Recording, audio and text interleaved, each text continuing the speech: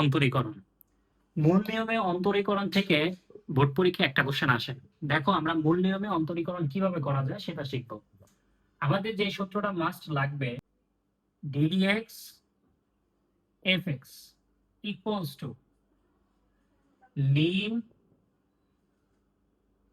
h tends to 0 f x plus h minus fx divided by h। আমাদের এই সূত্রটা লাগবে। ddx fx equals to lim h tends to 0 fx plus h minus fx divided by h। আমাদের এই সূত্রটা লাগবে। দেখো আমাদের সবার প্রথমে যেটা লিখেছি সেটা হচ্ছে sin x। আমরা এর আগের ক্লাসে শিখে এসেছি sin x কে ডিফারেন্সিয়েশন করলে কি হয় cos x, cos x কে ডিফারেন্সিয়েশন করলে কি হয় মাইনাস sin x। এবার প্রতিটা আমরা শিখে এসেছি। সবার প্রথম আমরা দেখবো হচ্ছে sin x। sin x আমরা দেখো একটা ভালো করে দেখো তাহলে সব পারবা। লিখবো ধরি, কি ধরবো fx equals to sin x, এটা প্রথমে ধরবো। নেক্সট আমরা যেটা ধরবো সেটা লিখবো fx plus h equals to sin x plus h। এই দুইটা আমরা আগে ধরে নিব। এবার আমরা কি জানি, আমরা জানি আমরা জানি আমরা জানি ddx fx equals to lim h tends to 0 fx plus h minus fx divided by h। এই সূত্রটা আমরা জানি। এখন আমরা জাস্ট খালি মান বসাই, চলো lim h tends to 0 fx plus h, এটাকে আমরা কি লিখতে পারি sin x plus h minus sin x divided by h, এটা আমরা লিখতে পারি। এবার একটা জিনিস দেখো, ত্রিকোণমিতি যখন আমরা করেছিলাম আমরা শিখেছিলাম sin c minus sin d। এটা সূত্র কি, এটা সূত্র হচ্ছে 2 sin c minus d। আমরা যদি এইটাকে c ধরি, এই যে c minus d divided by 2 cos c plus d divide by 2। আমরা জাস্ট খালি কি করলাম sin c minus sin d এর সূত্র করলাম 2 sin c minus d divide by 2 cos c plus d divide by 2 লিখলাম। ডিভাইডেড বাই h ছিল আমাদের, h লিখলাম। লেখার পরে এই 2টা কি পদ ভাই, ধ্রুব পদ, এটা বাইরে চলে আসলো lim h tends to 0। এখানে আমরা যেটা করতে পারি দেখো, এই x আর এই x কাটা যায়, তাহলে এখানে শুধু থাকে কি sin h by 2, sin h by 2 লিখলাম। আর এখানে কি থাকে cos x আর x হয়ে যায় 2x plus h by 2 divided by কি h লিখলাম h। নেক্সট আমরা কি লিখতে পারি 2 lim h tends to 0। দেখো ভাই, এই দুইটার ভিতরে যেই জিনিসটা সহজ হবে সেই জিনিসটার নিচে আমরা এটা লিখে ফেলবো। এখানে আছে sin h by 2, এটা সহজ লাগতেছে, এটা নিচে আমরা h টা লিখে দিই। এই লিমটা আবার এটার সাথেও যাবে এটার সাথেও যাবে, লিখলাম Lim h tends to 0 cos, এটাকে আমরা কি লিখতে পারি, আমরা এই 2টা দিয়ে এই 2 কাটতে পারি এবং এই 2টা এটার নিচে আছে, তাহলে এখানে লিখতে পারি x plus h by 2 লিখলাম। এবার আমরা কি করতে পারি দেখো, এখানে আমরা 2 লিখলাম। এবার আমরা একটা সূত্র পড়েছিলাম লিমিটের চ্যাপ্টার যখন আমরা পড়েছি, তখন আমরা করেছিলাম এই জিনিসটা এইটা এবং এইটা, এই তিনটা যদি মিলে যায় তার মান কত 1, কিন্তু আমাদের তো এখনো মিলে নেই। তাহলে আমরা কি করব, এখানে লিম লিখবো h tends to 0 লিখবো। লেখার পর এখানে আছে কি sin h by 2, এখানে আছে h। দেখো তো ভাই, এটা মিলার জন্য এখানে একটা 2 দিতে হবে, বাট h এর নিচে 2 দেয়, আসলে এক্সট্রা আনলাম কত হাফ, এই হাফটা আবার এখানে গুণ দিতে হবে, দিলাম। আর এখানে আবার নিচে একটা 2 দিতে হবে, তাহলে এইটুক এর মান হয়ে যায় 1। আর বাকিটা এখানে বসাই দিই, দেখো h এর মানটা 0 বসাই দিই, তাহলে 0 বসালে এখানে হয় cos x plus 0 by 2 লিখলাম। তাহলে হয় কত, এই পুরোটার মান 1, 8 টুক হাফ, আর ওইখানে আর কিছু থাকে না, cos x থাকে শুধু। এটা কাটলাম, অ্যান্সার হচ্ছে কি cos x। আমরা কি করলাম, আমরা সর্বপ্রথম ধরেছিলাম যেটা আমাদের করবে, ধরো sin x cos x tan x sec x যা বলুক, আমাদের সবার প্রথম ধরতে হবে। ধরি f(x) = যেই ফাংশনটা দেওয়া থাকবে বা ত্রিকোণমিতিতে দেওয়া থাকবে সেটা লিখবো। দেন আমরা f(x + h) লিখবো। লেখার পরে আমরা জানি মূল নিয়মে অন্তরজ করার যে সূত্রটা, সেটা জাস্ট খালি অ্যাপ্লাই করব। করার পরে মানগুলা বসিয়ে যেখানে সূত্র পড়বে আমরা জাস্ট খালি সূত্র পড়বো। তোমাদের যেই জিনিসটা ভাবা, সেই জিনিসটা হচ্ছে এই যে এইখানে সূত্রটা মনে রাখবা। এখানে আমরা কি সূত্র লিখেছিলাম, আমরা লিখেছিলাম sin c minus sin d এর সূত্র। এটা খুবই ইম্পর্টেন্ট। এই সূত্রটা কি, 2 sin c minus d divide by 2 cos c plus d divide by 2। এটা খুবই ইম্পর্টেন্ট একটা সূত্র। তাহলে আমরা সূত্র অ্যাপ্লাই করলাম। আরেকটা সূত্র আমরা লিমিট অ্যাপ্লাই করেছি, সেটা হচ্ছে এখানে ধরো h টেন্ডস টু 0, এখানে sin h মানে এইটা এইটা এবং এইটা যদি মিলে এটার মান হচ্ছে 1। যদি না মিলে তাহলে আমরা এমন কিছু করব যেন এটা মিলে, তাহলে আমরা 1টা বসাতে পারবো। আমাদের প্রথমটা ক্লিয়ার। সেম জিনিস যদি আমরা cos এ লিখি, তাহলে আমরা কি লিখবো, f(x) = cos x, f(x + h) = cos x + h। দেন আমরা মানগুলা বসাবো। f(x + এর জায়গায় আমরা কি লিখবো, cos x + h, এটা লিখবো মাইনাস cos x। দেন আমাদের এখানে একটা সূত্র বলে, কোন সূত্র, সূত্রটা হচ্ছে আমরা যদি দেখি সেটা হচ্ছে cos c minus cos d। এই সূত্রটা পড়বে, এটা খুবই ইম্পর্টেন্ট আর একটু ব্যতিক্রম। এই সূত্রটা কি, 2 sin c plus d divide by 2, এটাও sin d minus c divide by 2। এই সূত্রটাও খুবই ইম্পর্টেন্ট, এটা আবার cos করার সময় আমাদের লাগবে। করলাম, আচ্ছা আমাদের কমপ্লিট। এবার আমরা যদি দেখি 10 এর যদি বিষয়টা একটু দেখি, আমরা যদি এখন 10 এরটা দেখি, দেখো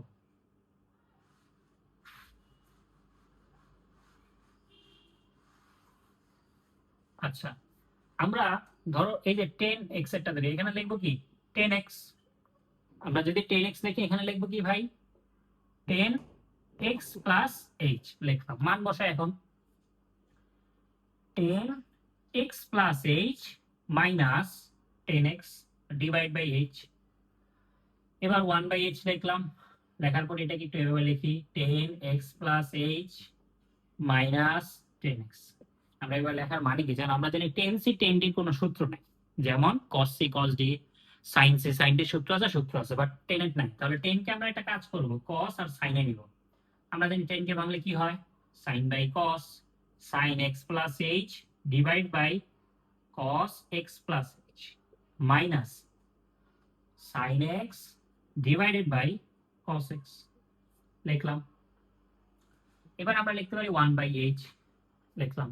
লেখার পরে এইখানে আমরা কি করতে পারি ভাই, লসাগু, cos x + h cos x। দেন আমরা এখানে লিখতে পারি sin x + h, এটার সাথে cos x লসাগু করতেছি, সিম্পল। এখানে আমরা লিখবো cos x + h sin x লিখলাম। এবার দেখো ভাই, sin a cos b minus cos a sin b, sin a cos b minus cos a sin b, এর সূত্র কি, sin a minus b, 2 lim h tends to 0, কেন 1/h থাকুক, উপরে লিখতে পারি sin, আমাদের এই কি x + h, এটা হচ্ছে sin a minus b। সূত্রটা করলাম, করার পরে নিচে যা আছে তা লিখবো, cos x + h cos x লিখলাম। এরপরে আমরা কি করতে পারি, এরপর আমরা লিখতে পারি 2 lim h tends to 0। দেখো এই x আর x কাটা যায়, তাহলে উপরে থাকে sin h লিখলাম, আর নিচে ওটা থাকবো। আমরা জানি যেটা সহজ সেটার নিচে এই যে মানটা লিখে ফেলবো h। এবার আমরা আবার লিম দিব, দিলাম। এখানে থাকে 1 উপরে যেহেতু নিয়ে আসছি, আর নিচে থেকে কি থাকে, cos x + h cos x। এবার এখানে লিখবো 2 lim h tends to 0। এখন একটা জিনিস দেখো, 8 এর মান কত হয় একটু আগে শিখিয়েছিলাম, 8 এর মান হচ্ছে 1। এইটা এটা এটা মিললে 1, যদি না মিলে তাহলে মিলিয়ে 1 বানাবো। দেন আমরা এখানে এতটুকু লিখি 1 cos x plus h cos x। এবার আমরা মানটা জাস্ট খালি পুট করে দেই। আচ্ছা, ইনপুট করে দিলে আমাদের কত, 0, এখানে 0 আসবে, এখানে 0 আসবে, তাহলে আসবে 2 1 বাই cos x, আরেকটা আসবে cos x। cos x মানে কি, cos square x। 1 by cos square x এই জিনিসটা হয়ে যাবে কি, 1 বাই cos স্কয়ার x এই জিনিসটা কি হয়ে যাবে, sin square x। sin square x, আচ্ছা sin স্কয়ার x আসলো। আর এই যে 2টা ছিল, এটা তো আগের ম্যাথের, এই 2 এই 2 এই 2 এই 2 থাক। আচ্ছা, এবার তাহলে আমাদের অ্যান্সার কি, sin স্কয়ার x। আমরা কালকের যে ভিডিওটা ছিল আমাদের অন্তরীকরণ পার্ট 1, সেখানে আমরা দেখেছিলাম 10x কে করলে sec স্কয়ার x হয়। আমরা এগুলা জানি, বাট এই সূত্রের প্রমাণগুলো আসে। sin x এ করলে আমরা কি জানি ভাই, cos x হয়। তারপরে ডিফারেন্সিয়েশন করলে ddx, এটা ওর ভাই বোনে কি লিখলাম, cos x এ করলে আমরা কি জানি, মাইনাস sin x হয়। 10x এ করলে আমরা কি জানি, sec স্কয়ার x হয়। sec x এর ডিফারেন্সিয়েশন করলে কত হয় ভাই, সেম নিয়ম, sec x 10x হয়। এখন একটা জিনিস, তোমার এখানে sin x দিছে না, পরীক্ষায় sin 2x দিতে পারে, sin 3x দিতে পারে, sin 4x দিতে পারে, একদম সিম্পল। যদি আমাদের 2x দেয় তাহলে আমরা কি করব, আমরা জাস্ট খালি যে 2 দিলে এখানে 2 বসাবো, এখানে 2 বসাবো, দেন আমাদের এগুলা সব 2 হয়ে যাবে, 2 2 2 2। 3 দিলে 3 হয়ে যাবে, এই যে 2 2 2 হইল। দেন আমাদের এগুলো 2 হয়ে গেল, সব জায়গায় 2 আসবে, 2 2। মেইন কথা হচ্ছে যে আমাদের যতগুলো জায়গা আছে সব জায়গায় আমাদের কি চলে আসবে, 2 চলে আসবে, 2 চলে আসবে। আসলো, এই যে চলে আসলো। তো 2 চলে আসলো, এখানেও 2h, কিন্তু এখানে ছিল h, একটা 2 আনতে হবে, এই যে 2টা না, এটা এখানে এক্সট্রা চলে আসবে, আসলো। একটু এর মান হয়ে যাবে 1। দেন এইটার ক্ষেত্রে এখানে একটা 2 চলে আসবে, এখানে একটা 2 চলে আসলো। 2 চলে আসার পরে আমরা যেটা করতে পারি, এই যে আমাদের এখানে একটা 2 চলে আসবে, 2 2, মানে 2 যদি দেওয়া থাকে, আগে না দেওয়া থাকলে তো ভাই কথা নেই, এখানে একটা 2 চলে আসবে, এখানে একটা 2 চলে আসবে। তাহলে আমরা কি জানি, আমরা জানি, ধরো পরীক্ষা আসলো 10 4x, 10 4x এর অ্যান্সারটা কি হবে, আমরা জানি 10x এ করলে কত হয়, sec x হয়। তাহলে sec স্কয়ার x, কারণ আমাদের x এর অবস্থা এটা আছে, কিন্তু এটা কি x না, তার আবার ddx 4x।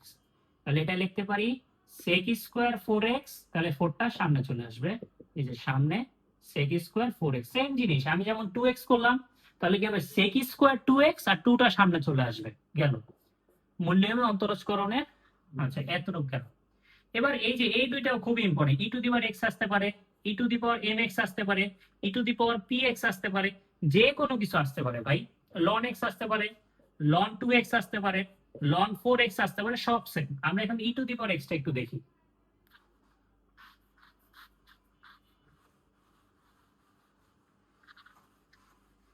আচ্ছা, আমরা যদি এখন ই টু দি পাওয়ার এক্সটা দেখি, দেখো ই টু দি পাওয়ার এক্স লিখবো, লিখলাম ই টু দি পাওয়ার, এখানে x প্লাস h হয়ে যাবে, এটা আরেক লাইন করতে হবে, e to the power x into e to the power, সূচকের নিয়ম এসে আলাদা করে দিলাম। এবার আমাদের সূত্র কি, f x plus h minus f x divide by h।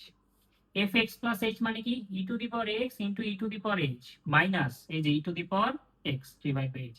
উপর থেকে কি কমন যায়, e to the power x, e to the power h minus 1 divide by h। E to the power x ধ্রুবপদ, কারণ এটা কার সাথে করতেছি, h, x তো এখানে নাই, তাহলে ই টু দি পাওয়ার x বাইরে চলে আসবে, তো এখানে থাকবে 1 by h e to the power h minus 1 লিখলাম।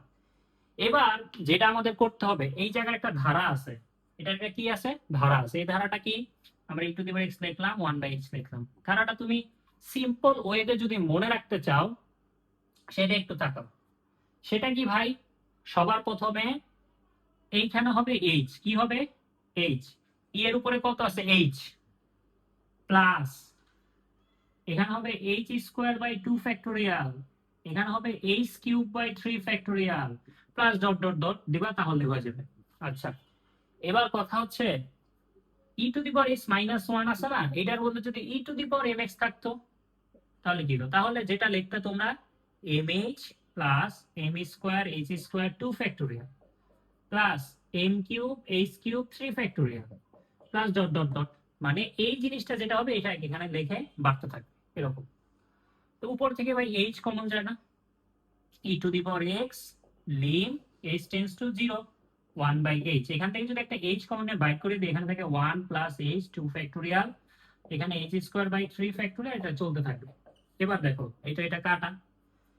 এখন এইচ এর মানটা যখন আমরা এখানে বসিয়ে দিব, এইচ এর মানটা যখন বসিয়ে দিব তখন এখানে ই টু দি পাওয়ার এক্স আর এখানে সব জিরো হয়ে যাবে, শুধু ওয়ানটা থাকবে। তাহলে অ্যান্সার কি e to the power x. আমরা আগের ক্লাসে পড়ে আসছি e to the power x কে ডিফারেন্সিয়েশন করলে কত হবে? E to the power x কে ডিফারেন্সিয়েশন করলে ই টু দি পাওয়ার এক্সই হয়। E to the power m x কে ডিফারেন্সিয়েশন করলে কত হবে? E to the power m x. কিন্তু এম এক্স কি এক্স না, তার আবার ডিডি এক্স এম এক্স। তাহলে এটা হবে এমটা বাইরে চলে আসবে, m e to the power m x এরকম। আচ্ছা, ঠিক আছে। লাস্ট ওয়ান তোমাদের হচ্ছে লন এক্স। তোমরা লন এক্সটা হোমওয়ার্ক হিসাবে করবা। এই দেখো এগুলো সব কিছু করলাম, লন এক্সটা তোমরা বুঝে বুঝে, লনেরও ধারা আছে, তোমরা বুঝে বুঝে লন এক্সটা করবা।